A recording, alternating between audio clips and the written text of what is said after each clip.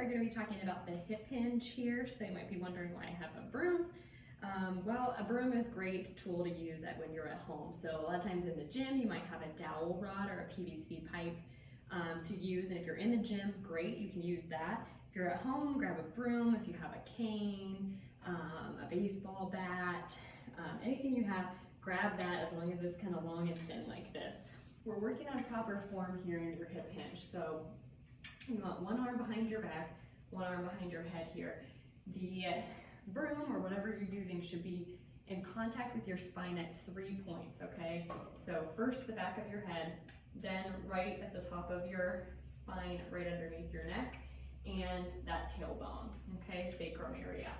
What you're doing here as you're hinging, you're not losing contact with those points, okay? So you're hinging from your hips, sending your butt back, slight bend in the knees, keeping that neutral spine, and then you're squeezing those glutes gently as you're coming back up. I don't want this as you come back up. Again, that loses contact with that one point. So again, everything stays neutral. Inhale as you descend. Exhale, come up.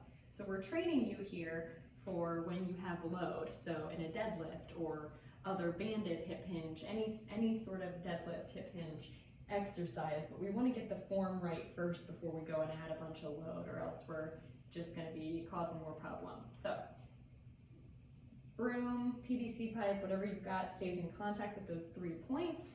If you lose contact, so like this, you know, I'm arching my back here, or if I tuck in around, then it's going to lose contact here, okay?